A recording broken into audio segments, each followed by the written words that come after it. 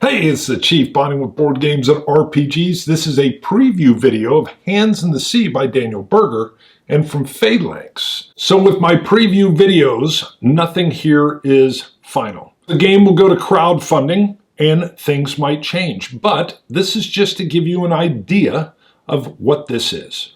So this has been reprinted, first of all. Hands in the Sea was out prior. So having it back in stock or back available for backing and purchase is awesome because I love the combination of wargame and deck building. It was first done with A Few Acres of Snow by Martin Wallace. Love this game. I played it with my buddy Judd Vance, who has appeared on this channel before. And the beauty of selecting in your deck to enact a style of play, or in this case, a style of warfare,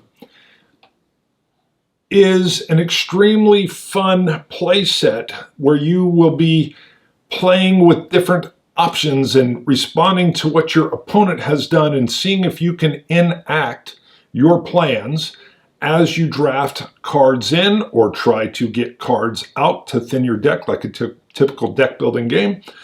You will then be playing with your deck and then that randomizer of when are these things going to come up. Let me come over top with the camera. I will show you how the location cards work and some of the cards you can draft into your deck will work. I will also show you the strategy deck and some of the cards from the event deck just so you have an idea of what is going on. All right, I'm over top the board. Now again, this is all pre-production, so your colors will be much better and everything in the final print. This is not final. This is pre-production. So don't worry if you see some errors or the colors don't seem right or the board isn't sitting flat. This is put together for this preview. So I will zoom in on these pieces. We'll look at them here in a little bit, or I'll take still shots and put them into the corner of the screen, which is probably what I'll do so you can see them a little bit better. But you can see you've got Rome and you've got Carthage, and they are already owning their main locations. And you can see down here, and you can also see where Carthage is spread out a little bit, and Rome has stepped down into Sicily here as well. There is just going to be tons of battle in this area, and control of these sea sections. And this is something that is visually very strikingly different from the first printing of this game, Hands in the Sea. There were little sea zones that you would just put your ships in to show if you controlled. Here you have these lines that are showing, imagine, pieces of the pie, because if your ship or your fleet, it's not really just your ship, but if your fleet is in an area, you're controlling that area and you can block off sources of supply. You will have different decks of cards around. You'll have them staged up here at the top. There are only 12 turns in the game, and I will pull over the player board to show you in a second what that player board looks like, because it's just there to help you manage your deck of cards, both your draw deck, your reserve deck, your discard, and these very cool strategy cards, which we will look at as well. All right, we're going to look at the player board here real quickly. So I'll come back to the strategy card. We'll talk about the Empire deck, but this is where you'll be able to look through the Empire deck. And as you look through, these are cards that you can end up drafting into your hand. We'll look at a couple of these. I'll probably throw a few of them up in the corners as we go through. Elephants can be very random. You will have your draw deck, you will have your discard pile, and you have the ability to set up a reserve, which is always good to call on for known quantities of troops or special things, or maybe that little team of elephants you got back there and you want to bring them into your card deck all of a sudden. You can set up a reserve and then you can pay to put that reserve into action. So just a super simple concept. I'm not going to go into all your actions. I will put up a little photo here to show you a quick list of the different actions that are out there. But your starting hand of cards will be based on the cities that you control, because these cities not only allow you to move from locations that you can see highlighted here with I don't know, what do we want to call these? These little lines of travel. But it'll also give you the goods or some money or the actions that are listed in this little white area down below. Now, when I start my turn, I will be filling my hand back up to 5. So I'm going to draw cards into my hand. Just drawing 3 cards into my hand, I would then have 2 actions which I'm going to be able to play. I'm going to pull this off of the board so that I can show you just a couple of the actions so you understand how they work. All right, we're going to use Panormus and the card that I have in my hand in order to settle a location. So if I want to settle, I'll first show you on the board, but I'm also going to pop the card up on the side. It has to be a location that I can get to. So it shows me on the card, again, it'll be off in the corner here, that I can use my ship, if I have one, to connect over to here, or I could come all the way around and connect over here. But I also have a rough road that is coming and connecting to this city, or in this case, I can use a regular road to connect to this city. So you're saying, okay, clearly I can use the ships to come around here. How would I do that? Well, I would have to play the card that I'm going to be acting from. So this card is here. It's again showing the areas that I could ship to. So if I wanted to now settle one of these 2 locations, I'm going to need the ship that is right here. So this bottom portion of the card is what I will be spending in order to then move and settle. So if I played this, I could then come around and I could settle that location over here. Tyndaris, I'm going to mess up all these names. That's why I'm not going to say most of them, quite honestly. And that would be the ship action that I use. Now let's say instead, we'll pull this off, and I wanted to use a horse. I can go down this regular road, and I could have paid a single horse. So we have the horse on the bottom portion of this card. Nothing else matters. I'm just playing it for the horse here, and I would be able to simply settle next to me. But you're saying, what is this dashed line here? Well, the dashed line means it's a rough road, and I can still settle, but I'm going to need to settle with 2 horses. Well, there's only 1 on that card, so I would need to come in and pay yet another horse, and I could have settled this location. And again, the beauty, the card's been up there, but you can see, if I can keep it in focus, that's highlighted. It's clearly showing the ship lane movement, and then you're getting the lines as well that I can move to. Sorry, the lines as well that I can move to on this card. I'm flashing up the picture of the things you can do on your turn. You can see there's some free actions in there as well.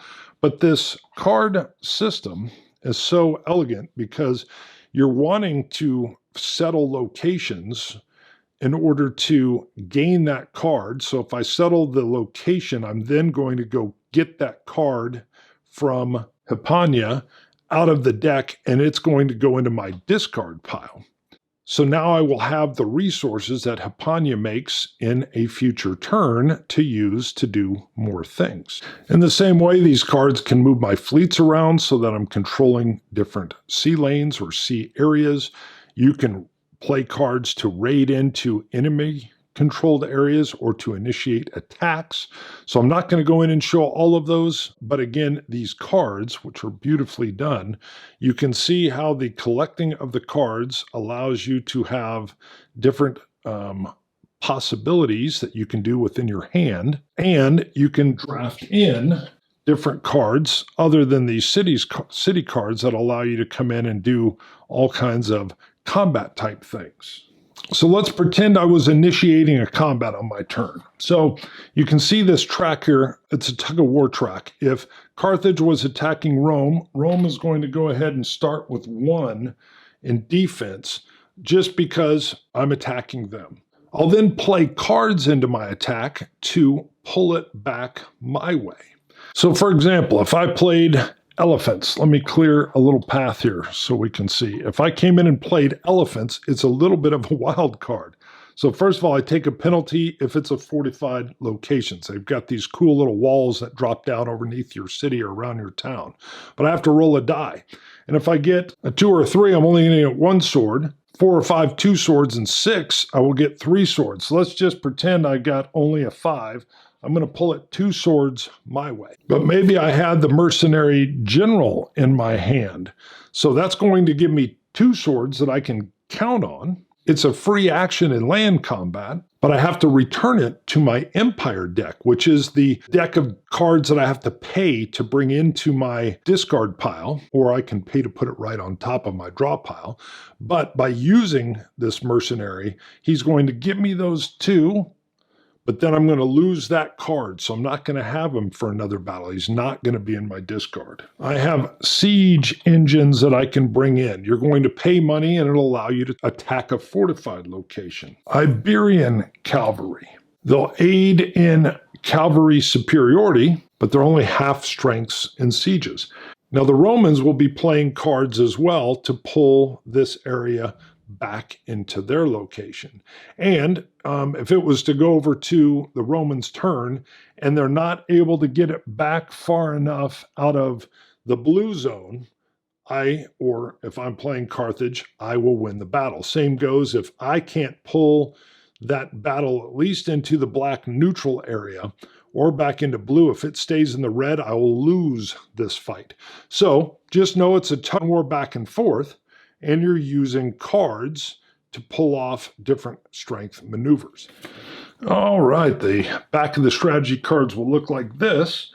There'll be 3 of them that will be out on the board available for purchase. So you can see Siege Warfare, and the purple will mean any player could purchase it. Red will mean it's only purchasable by Rome, blue by Carthage.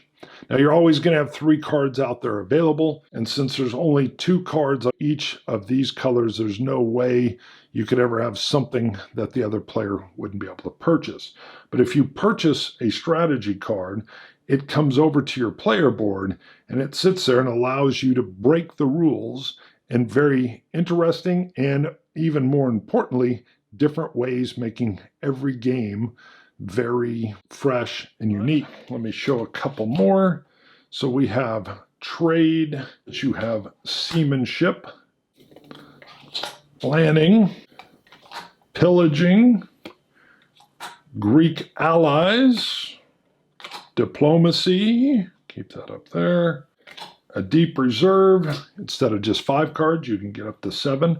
The Corvus for the Romans, I love it, that little ramp that comes down onto a ship and allows the ship to be fought more like a land war for the Romans. Some Celtic allies, administration, spying, and many more. But as you're seeing these, it should give you an idea of the different strategies and the way things can kind of be turned on their head. Of course, you'll be able to look over and see, oh, that's what the person is playing for. You know, they purchased it and they've now got some different conditions. If you'd already purchased one of these strategy cards and it's sitting on your board face up and you wanted to get rid of it because maybe one of these other ones looked more appealing, you would have to spend an action to chuck it and then be able to buy a new one of the 3 that were available at the top of the board to then put it onto your player board. Again, these aren't shuffled into your hand. These are sitting up and on your board and allowing you to do things that kind of break the normal rules. So at the end of a turn, so when Carthage goes through their deck, this card again is sitting at the bottom of their deck and signifies the end of a turn. You will see number 2 is draw and resolve a random event from the event deck. So the event deck looks like this, and I'll just show you several of these. So you've got allied support. You would roll the die and you can see it's going to swing. It's in this case a 50-50 swing, 1, 2, or 3. That support's going to go towards Carthage. 4, 5, and 6, it's going towards Rome. But bad omens are going to apply more to Rome. An epidemic is 50-50. A leader dies. Leaders might quarrel. Some of these events are things that are at least known to history has happened, but some of them are possibilities that could have happened. So leaders quarrel again, but you can again see that Rome has a bigger tendency to quarrel amongst themselves. You have a mercenary revolt. That's going to affect Carthage a little bit more. And let's see, we have a naval disaster. Rome gets itself into trouble. Patriotic citizens. Peace can break out. That's the one we talked about on one of the conditions. You've got political infighting. Carthage is liable to suffer as well as rebellion. Storms at sea. That Corvus can make things even worse. Traders and some turmoil. So you're going to be drawing these in and suffering the effects, whatever they may be, and you'll have to sit and adjust to those as they come up. All right, that gives you an idea of what Hands in the Sea in deck building is.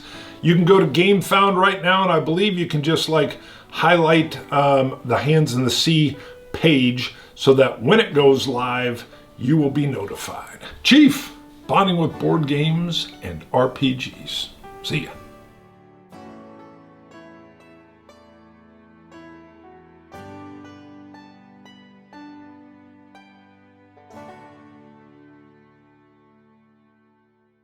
Hey, this is the Chief, bonding with board games and RPGs. This is a preview video. This is a Corsair, but this is for Phalanx Games, and this is Hands in the Sea.